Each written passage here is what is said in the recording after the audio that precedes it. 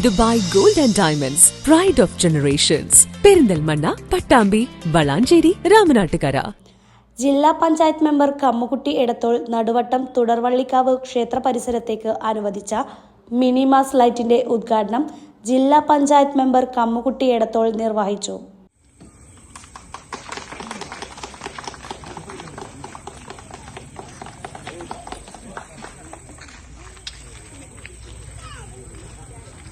തിരുവേഗപ്പുറ ഗ്രാമപഞ്ചായത്ത് president K Azeez അധ്യക്ഷത വഹിച്ചു.